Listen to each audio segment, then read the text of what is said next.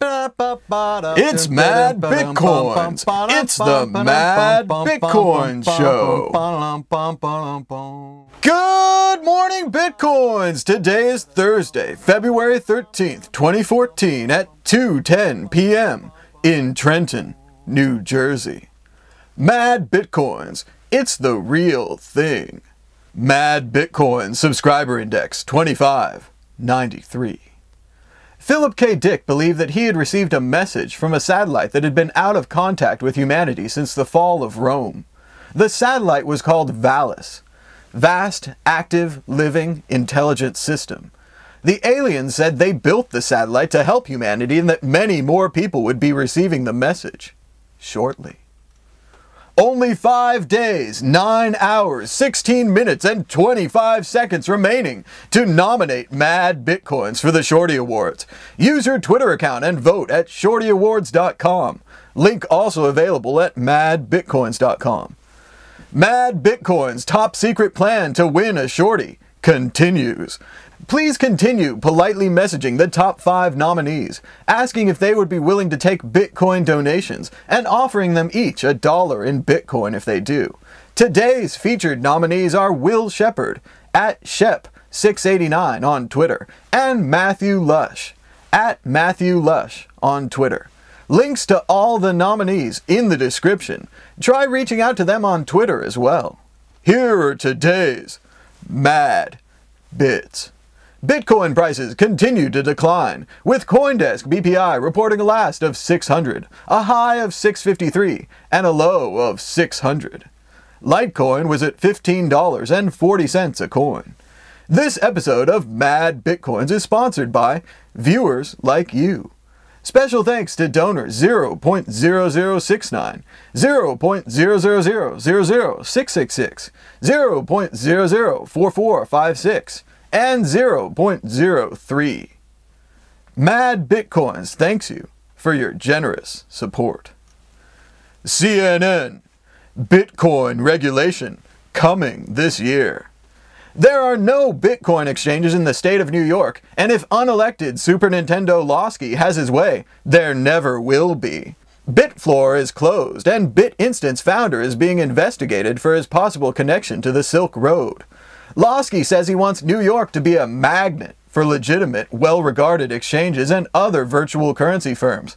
But I don't think he knows how magnets work. Their failure to understand Bitcoin and their laughable attempt to regulate has already made New York State the joke of the cryptocurrency world. Bitcoiners aren't stupid. They know one thing. They know which state not to start their companies in, the one that's trying to regulate what they don't understand.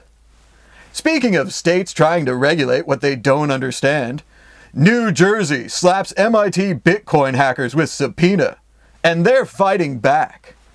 The MIT students behind the Bitcoin background mining program Tidbit won the Most Innovative Award at a recent hackathon, and now these teenage hackers have received another award, a subpoena from the state of New Jersey.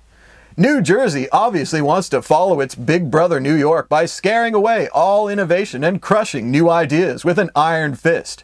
The student hackers designed Tidbit as an alternative to web advertising. Instead of serving up an ad that no one clicks on and just makes your web page ugly, you could instead have your visitors mine Bitcoin while viewing your page. The longer they read your articles, the more they mine for you. Sure, it's very small amounts, but programs like this are truly innovative and should be rewarded, not punished. I hope that the hackers will wise up and move to California after they graduate. Attention smart people and other people with big brains in the Northeast. California is open to you.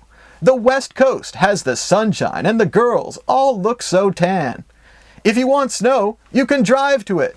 And in Silicon Valley, the only thing we care about is if your idea is a good one. Why waste your time with the old coast when you could live on the West Coast? Flights departing daily. Leave the past behind and join us in the future.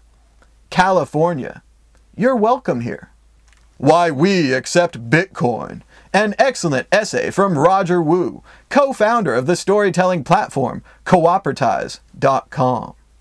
No time to read the whole thing, but you should. For now, just a bulleted list.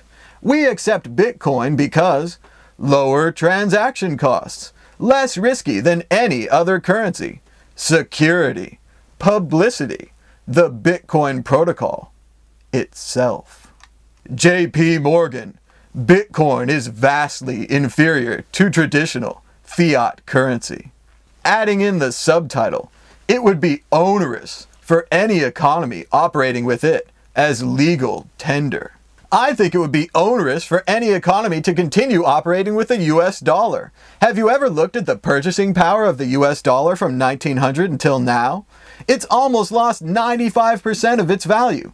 If you held a dollar in 1900 and tried to spend it today, it would be worth a nickel's worth of what it used to buy.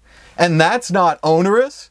We've got companies fixing interest rates, reselling bad mortgages as good ones, and running outright Madoff or Ponzi schemes, and all in the good old USD. But what this quote really reminds me of is that we've entered a new phase of the Gandhi quote. First, they ignore you. Then, they laugh at you. Then, they fight you. Then you win. They certainly aren't ignoring us or laughing anymore. Bitcoin at the wrong end of a gun. But that gun is unloaded, poorly maintained, and falling apart. I seriously doubt that it would fire, and if you did fire it, there's just as good a chance of it falling apart in your hands as it is blowing up right in your face. Bitcoin is the honey badger of money, and Bitcoin can dodge bullets. Yes, it's true. You can dodge bullets, and when you're ready, you won't even have to. Bitcoin is under siege. Now playing Under Siege, the 1992 thriller starring Steven Seagal, Tommy Lee Jones, and Gary Busey. A former SEAL turned Bitcoiner is the only person who can stop a gang of terrorists when they seize control of a US Navy battleship. I don't want to spoil the ending for you, but I will. Despite all the obstacles that Bitcoin may face, Bitcoin prevails, because Bitcoin is the hero and the old system is the villain. Villains never win. Bitcoin prevails. Bitcoin believers aren't really bothered by widespread glitches. They have faith. And well they should. Bitcoin isn't like your old money. Bitcoin is software. Software has glitches and they can be fixed.